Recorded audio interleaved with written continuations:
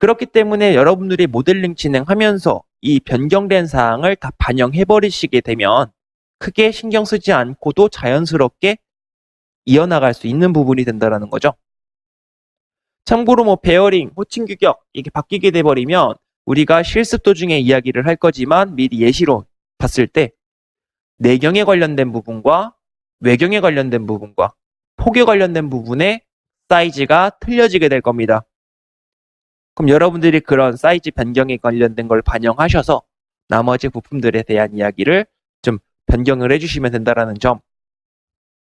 자, 두 번째도 봐주시게 되면 뭐 스퍼기어의 입수를 34개로 변경하세요. 뭐 나중에 스퍼기어 모델링 하면서 이야기를 할 거지만 Z라고 잡혀 있는 게 입수가 될 겁니다. 기존의 도면에선 38이라고 주어져 있지만 이 38이라는 치수를 34로 변경을 해달라는 식인데 아까 잠깐 이야기했던 게 그 계산을 통해서 이제 치수를 알아내야 할 그 기계 요소의 부품들의 치수 뭐 어쩌고 얘기를 했었던 적이 있었죠. 그 부분에 대해서 저 입수가 굉장히 중요하게 작용을 하는데 저 입수에 대해서 뭐 직경값에 대한 이야기가 좀 틀려진다던가 막 그런 내용이 나중에 등장을 하게 될 겁니다. 그럼 이것도 결국엔 저 입수를 바꿈으로써 계산식의 유도가 바뀌면서 이제 사이즈가 변경하는 부분이 등장한다라는 거죠. 그럼 여러분들은 거기에 맞춰서 그 모델링 진행해 주시면 해결이 된다라는 점. 그 다음 3번 A부의 치수를 46으로 적용하시오. 하이. 보시게 되면 지금 A라고 빨갛게 들어가 있는 부분이 될 겁니다.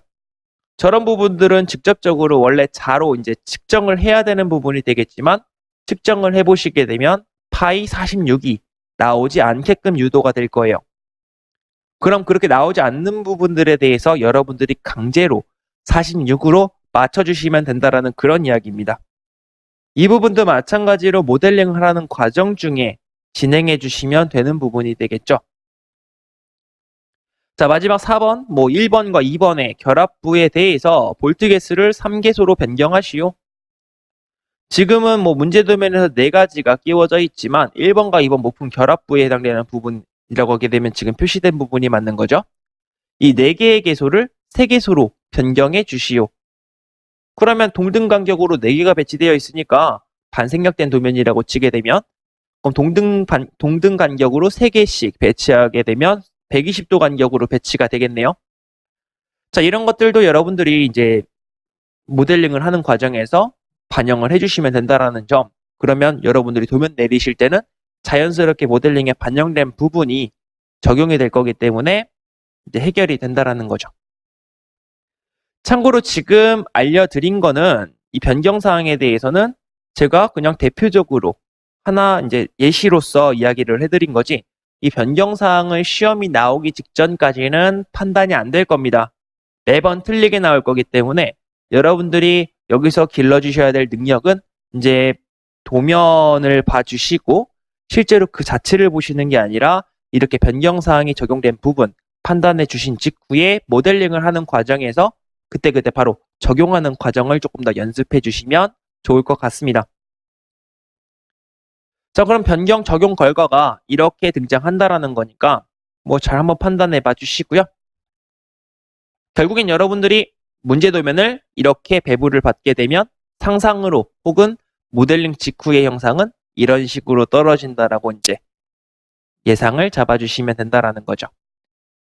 참고로 이 도면을 직접적으로 부여가 된다면 이건 아니니까 꼭 기억해 주세요. 자, 다음 자격시험 중에 2D 도면, 3D 도면의 나머지 요구사항들 살펴보도록 하겠습니다.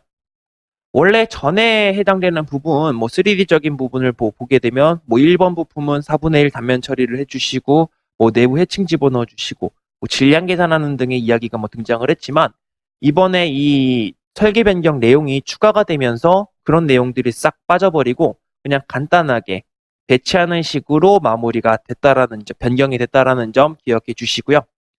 자, 2D 도면에서 가지고 이제 이야기를 할 부분은 작업 영역의 크기, 선굵기, 투상법 등에 대한 이야기, 3D 도면은 등각 투상도의 배치 방법, 렌더링, 척도에 관련된 이야기가 있을 겁니다.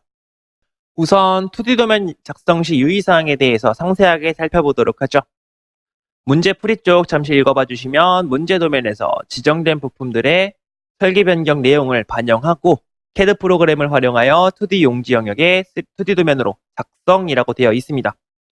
뭐 간단하게 그 핵심적인 부분은 A2 용지, 가로 594, 세로 420 사이즈 용지 영역에 배치한다라는 점, 나머지들은 위쪽에서 아까 조금 전에 설명을 다 드렸기 때문에 그 부분에 대한 부분이 이제 겹쳐지는 것들이고요. 자, 투상법은 삼각법. 삼각법이라고 하게 되면 아까 간단하게 우리 도면 한번 살펴봐 달라고 이야기했던 부분, 프로그램에서 설정만 잡아주시면 대부분 해결이 될 거라고 했던. 자, 척도는 1대1. 자, 1대1이라고 하게 되면 현척을 가지고 이야기를 하는 부분이 될 텐데, 여러분들이 측정하셨던 부분 또는 규격집에서 찾아낸 그 치수들이 우리가 내리려고 하는 2D 도면에서 그 수치 자체가 동일하게 떨어질 수 있게끔 배치를 해달라는 의미로 해석해 주시면 됩니다. 자, 필수주의 사항 보도록 하죠. 반드시 문제에서 지정된 부품들만 작성한다라고 되어 있습니다. 아까 문제도면 처음 봤을 때 우리한테 주어지는 게 총 몇 가지가 주어질지 뭐 잘 모르겠지만 이번 도면은 5가지였죠. 그 5가지를 전부 다 풀어주시는 게 아니라 지정된 부품들만.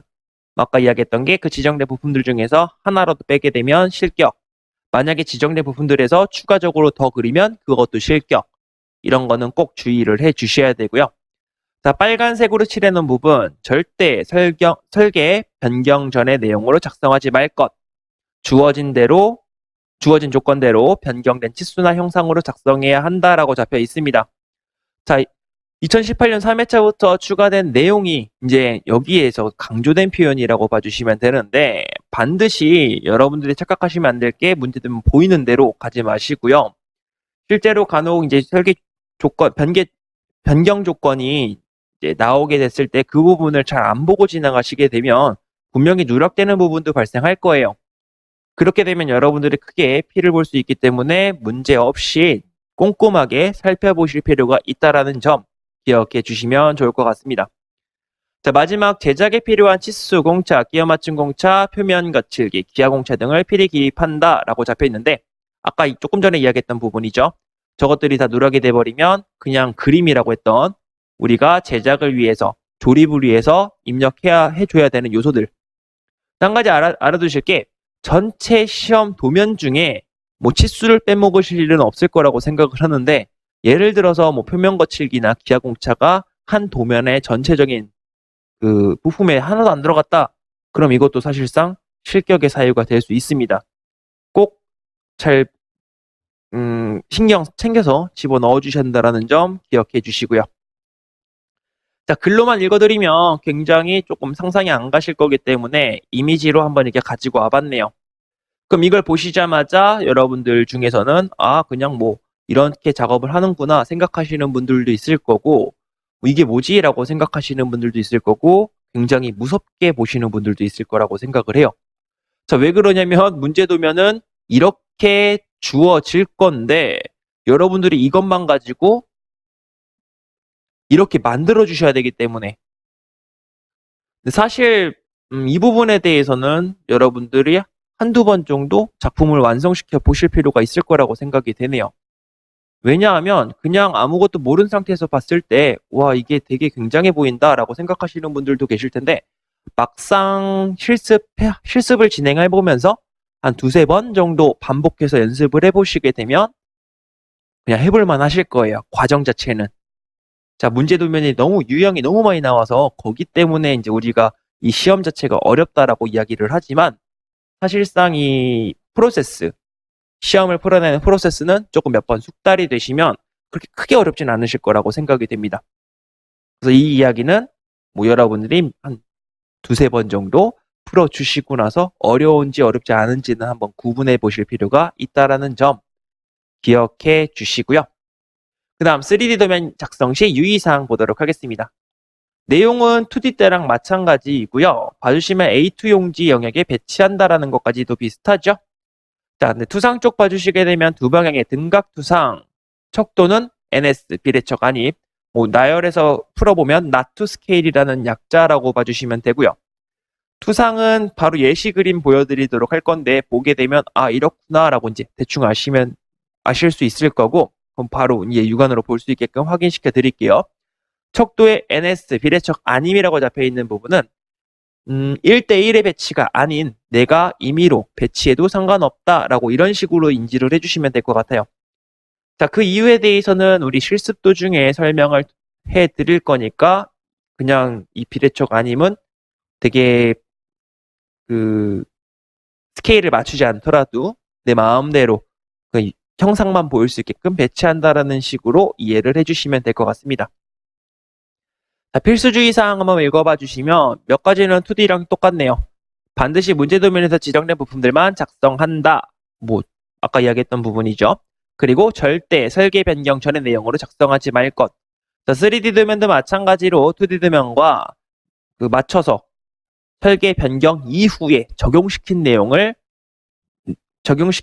형상이 드러나야 된다라는 점. 마지막 세 번째. 렌더링 처리하여 윤곽이 뚜렷하게 보일 수 있도록 한다. 자, 여기서 렌더링이라고 하게 되면 이 단어를 잘 모르시는 분들이 있는 분들도 있는데 그냥 색상을 넣어주세요라는 식으로 인지를 해주시면 될 것 같습니다.